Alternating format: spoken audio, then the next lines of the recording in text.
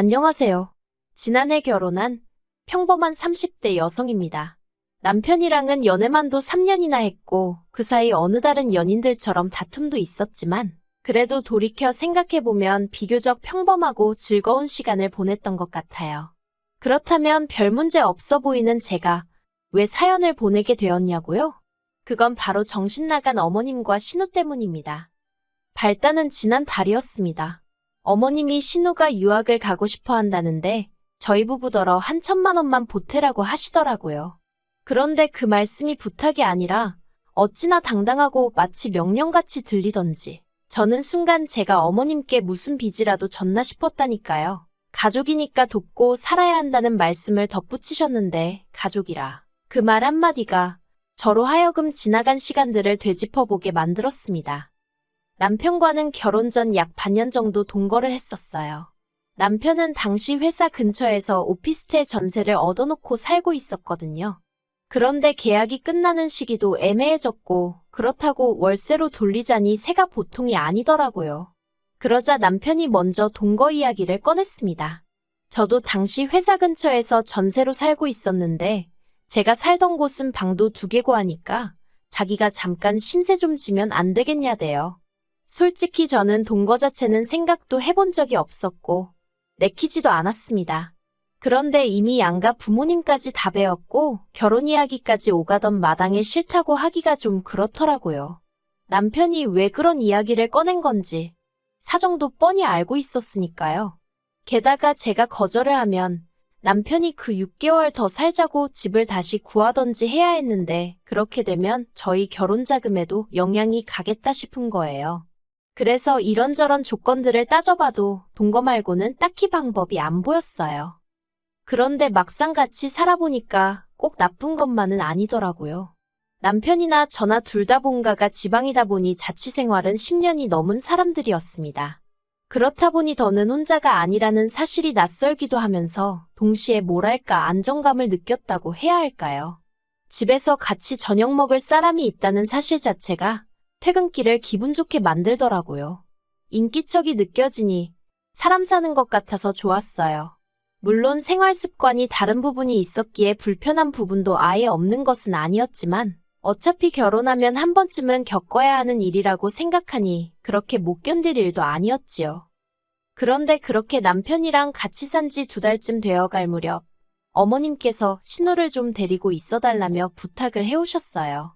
신우는 당시 저희 집에서 30분 정도 떨어진 곳에 위치한 대학에 다니고 있었는데 그때가 졸업을 앞둔 마지막 학기였거든요. 그동안엔 엄한 아버님 때문에 본가에서 서울로 거진 왕복 3시간씩 들여 통학을 하고 있었고요. 아무튼 그런데 이제 막 학기다 보니 취업 준비다 뭐다. 시간이 아깝다면서 저희 집에 있게 해달라고 시부모님을 졸랐던 모양이에요. 솔직히 이 이야기를 듣고 좀 어이가 없었습니다. 100번 양보해서 시간이 아깝다는 말도 서울에 있고 싶은 마음도 저도 이해는 했지요. 하지만 당시 어쨌든 결혼 전이었고 집도 제가 계약한 제 집이었잖아요. 자기 오빠인 남편은 엄연히 저에게 신세를 지는 중이었고요. 그러니 저에게 먼저 물어봤어야 되는 거 아닌가 싶대요. 그리고 말이 좋아 부탁이지 결혼 앞둔 예비며느리인 제 입장에선 어머님의 말씀은 통보나 다름이 없었습니다. 상황이 마음에 들고 안 들고를 떠나 선택지가 없었던 거지요. 그래서 울며 겨자 먹기로 알겠다고 하고 신우랑 같이 살게 되었네요. 솔직히 처음엔 속상했지만 그래 평생 살라는 것도 아니고 3-4달만 살면 된다 하니 지혜롭고 사이좋게 지내야겠다 생각했어요. 하지만 제가 어떻게든 싫다는 의사를 전했어야 했습니다. 솔직히 남편하고도 별 문제 없이 살았고 신우도 남편과 피를 나눈 남매이니 성격이라던가 성향이라던가 비슷하지 않겠나 싶었거든요. 그런데 제가 너무 순진했던 걸까요?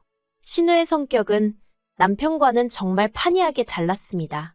매사 시원시원하고 그러면서도 옳고 그름을 따질 줄 알았던 남편과 달리 신우는 소위 경우라는 게 없더라고요. 제가 신우랑 있었던 일을 다 말하자면 끝도 없는데 한두 가지만 말해볼게요. 일단 저는 퇴근 후엔 항상 간식이라던가 먹을 걸 사들고 집에 갔어요. 원래는 간식을 그다지 좋아하는 편이 아니었는데 남편과 같이 살기 시작한 이후로는 그렇게 같이 뭐라도 먹으면서 TV도 보고 영화도 보고 그러는 게 좋더라고요. 그런데 이제 신우가 오게 된 이후로는 저희 둘 것만 달랑 사갈 순 없잖아요. 그래서 인원수에 맞춰서 3개씩 사가기 시작했습니다. 그리고 그렇게 되면 제가 일일이 말하지 않아도 하나는 남편 거, 하나는 제 거, 하나는 신우 거 이렇게 암묵적으로 정해져 있는 거 아닌가요? 하지만 어이없게도 제가 씻고 나온다던가 제가 잠깐 다른 일을 한다던가 그러면 그새 제 몫의 간식이나 먹을거리가 사라지고 없는 겁니다. 막말로 냉장고에 있던 간식을 쥐가 물어갈 리도 없고 도둑이 들었을 리도 없고 그런데 그럴 때마다 남편도 신우도 자긴 아니라고 딱 잡아떼더라고요. 정말이지 그 2, 3천 원짜리 간식 때문에 마치 형사라도 된 것 마냥 따지고 들기도 뭐해서 그냥 몇 번을 넘어가긴 했는데 몇 번 비슷한 일이 반복되니까 너무 짜증나는 거예요. 그래서 언젠가부턴 저도 제 몫의 간식은 저랑 남편이 쓰는 방에 따로 챙겨놓거나 냉장고 깊숙이 숨겨놓고 그랬네요. 그래도 결국엔 없어지기 일쑤였지만요. 아무튼 그런 날들을 보내던 중 하루는 대대적으로 대청소를 하게 되었습니다. 신우한테도 대청소한다고 시간 비워놓으라고 했었는데 신우는 까먹었다며 홀랑 외출한 상황이었고요. 얄미워서 신우가 쓰는 방은 빼고 해버릴까 하다가 그러다 괜히 문제 생기면 집주인한테 전화 욕먹지 싶어서 그 방도 청소를 해주려고 방문을 열었는데 세상에 막말로 돼지우리가 따로 없더라니까요. 하루에 샤워도 2번씩 하고 화장을 하는 건지 그림을 그리는 건지 그렇게 공들여 화장도 하는 신우였는데 방은 아주 개판을 쳐놨더라고요. 그리고 그 상황에서 저를 더 황당하게 한 건 그간 없어졌던 간식들의 포장지나 비닐들이 다 신우방 침대 밑에서 나왔다는 거지요. 그 쓰레기를 다 끄집어내서는 거실을 청소 중이던 남편을 불러서 직접 한번 보라고 했어요. 남편이 한동안 말을 잇지 못하대요. 그리고 그뿐만이 아니었습니다. 이미 짜증은 짜증대로 나 있었지만 그것과는 별개로 청소를 하다 보니 신우의 누래진 이불이 제 눈에 들어오더라고요. 그리고 생각해보니까 저희 집에 온 이후로 자기가 매일 덮고 자는 이불을 한 번도 빠는 걸 못 봤다 싶대요.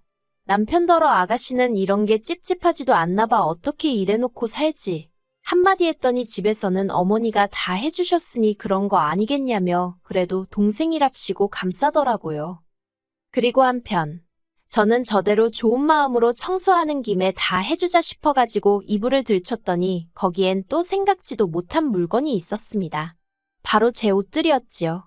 그동안 찾아도 없길래 내가 세탁소에 드라이라도 맡겨놓고 안 찾아왔나. 친정에 갖다 뒀나 하고 막연히 생각만 하고 있던 옷들이 거기 다 있더라니까요. 같이 이불을 끄집어내던 남편도 신우 침대 위에 아무렇게나 포개진 제 옷을 보더니 한숨을 푹 내쉬대요.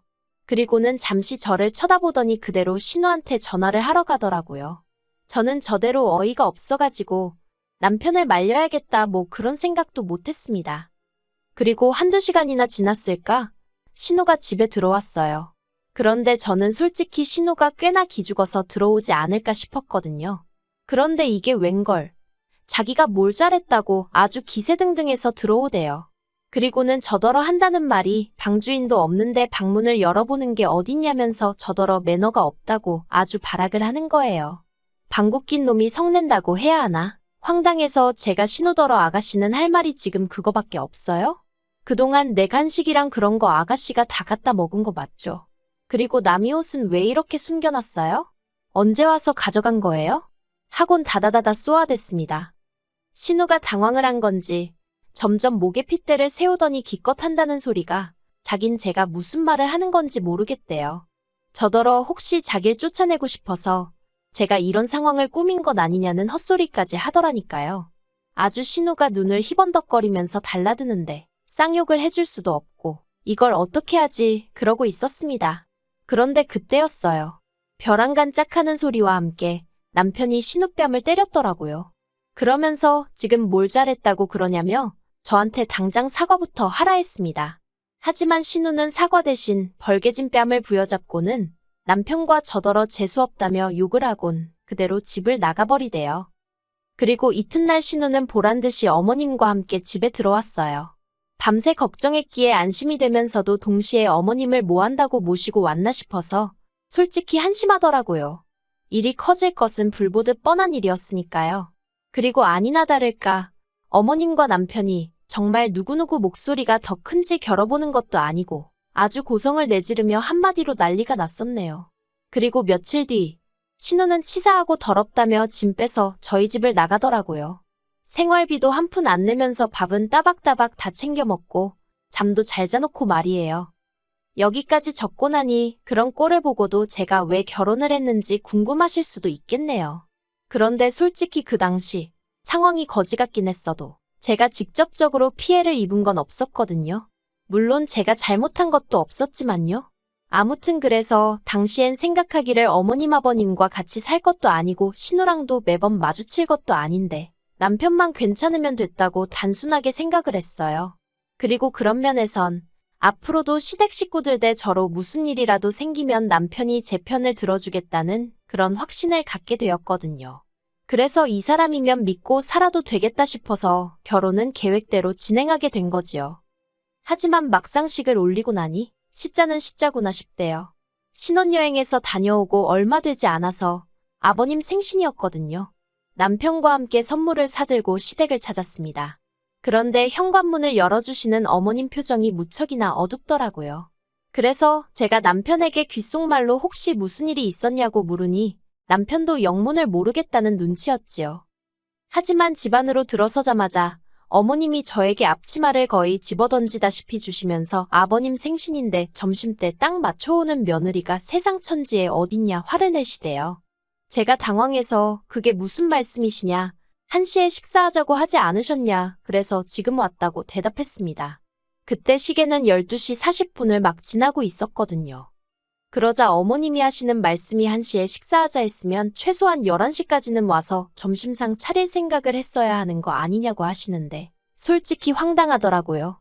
남편과 결혼했다는 이유 하나로 남편도 챙기지 않는 아버님 생신상을 제가 차려야 하는 건지 그리고 그걸로 욕을 먹어야 하는 건지 어느 것 하나 제대로 납득이 되질 않았으니까요. 게다가 집에는 신우도 있었는데 신우는 거실에서 아버님과 TV를 보고 있었습니다. 그렇게 아버님 생신상이 중요한 일이었다면 신우랑 어머님이 하실 수도 있는 거 아닌가 싶대요. 어머님께 욕을 먹는 내내 이 집안에서 난 뭐지? 하는 생각만 들고 피곤하더라고요. 솔직히 마음 같아선 아버님 생신이고 뭐고 다 집어치고 당장이라도 자리를 박차고 그 집에서 나오고 싶었지요. 하지만 이제 막 시집 온 며느리가 그런 생각을 행동으로 옮길 만한 패기는 없었어요. 할 수 있는 일이라곤 그저 밥이 코로 들어가는지 입으로 들어가는지도 모르게 밀어넣고 준비해간 선물 건네드리고 불이 나게 서울로 올라오는 것뿐이었달까요. 그리고 지난 연말에는 남편과 제가 2박 3일로 여행을 다녀왔거든요. 그런데 그때 신우가 저희 집이 비니까 저희 집에서 자기 친구들하고 파티를 하면 안 되겠냐고 또 어머님께 물어본 모양이에요. 네, 이번에도 저나 남편이 아닌 어머님한테 먼저 허락을 구했더라고요. 그리고 어머님은 그런 신우에게 그러라고 허락을 하셨다면서 저희 현관 비밀번호를 물어보셨습니다. 하지만 일전에 당한 바가 있으니 같은 실수를 2번 할 수는 없잖아요. 그래서 안 된다고 딱 잘라 거절을 했네요. 그러자 신우가 어머님과 저희 남편에게 서운하네 어쩌네 아주 난리를 친 모양이에요. 오죽했으면 어머님이 저희 부부를 소환해 하나밖에 없는 신우이라면 잘해주라고 여러 번 당부까지 하셨을까요? 그리고 그런 일들이 몇 번이고 반복되는 와중에 학비를 보태주란 소리가 나온 겁니다. 제가 도와주고 싶을 리가 없지요. 그래서 엊그제 어머님께 학비는 못 보태준다고 말씀드렸어요. 그랬더니 어머님이 지나간 온갖 옛날 일들을 다 끄집어내서는 저더러 마음 씀씀이가 작다 야박하다 그러니 신우가 너를 불편해하는 거다. 별의별 안 해도 되는 소리까지 다 하시더라고요. 그래도 결국엔 어른한테 이런 표현은 쓰고 싶지 않지만 저는 어머님이 스스로 당신 발등을 찍으셨다 생각합니다. 어머님이 아무 말이나 막 하신 덕분에 저는 신우는 물론이고 앞으로 시댁 누구에게도 돈 한 푼 쓰지 않겠다는 마음을 갖게 되었으니까요. 솔직히 어머님은 말끝마다 가족이니까 하시지만 제가 정말 이 집에서 가족이 맞나 싶어요. 명절이고 뭐고 모였다 하면 남들이 하기 싫은 일이 제가 할 도리이고 남들이 모른 채 하는 일이 제가 알아서 먼저 챙겨야 하는 일이고 그러면서도 누구 하나 저는 어떤 사람인지, 뭘 좋아하는지 묻지도 알아보려고 하지도 않았거든요. 저에 대해서 아무것도 모르고 관심도 없으면서 가족을 운운한다. 솔직히 너무 가식적이지 않나요? 정말이지. 시간이 갈수록 제 안에는 억울한 마음이 쌓이고 있네요. 남편과 이혼을 하지 않는 한 어머님과는 사이좋게는 아니더라도 형식적인 관계는 유지해야겠지요. 그래서 딱 거기까지만 할 생각이에요. 시댁과 대화하고 함께 시간을 보내며 가족이 되려는 노력을 하고 싶지도 않네요. 신혼의 초창기 때는 그래도 어떻게든 인정받고 싶은 욕심이라도 있었지만 만날 때마다 영혼이 털리는 마당에 이젠 인정 같은 거 안 받아도 되고 차라리 모른 채 해주셨으면 좋겠다 싶어요. 남편도 이런 상황을 잘 알고는 있지만 한다는 말이 자기가 달리 해줄 수 있는 것이 없다며 딱따구리 마냥 미안하단 소리만 합니다. 그런 남편을 탓하자는 건 아니에요. 솔직히 남편 말대로 남편도 그렇고 저도 그렇고 뭐라도 달리 할 수 있는 일이 없거든요. 더 까놓고 말하자면 하고 싶지도 않고요. 그저 앞으로도 시댁과는 이 정도의 거리를 유지하며 살 생각입니다. 그게 남편이나 제가 저희 가정을 지키는 길이 될 것 같으니까요.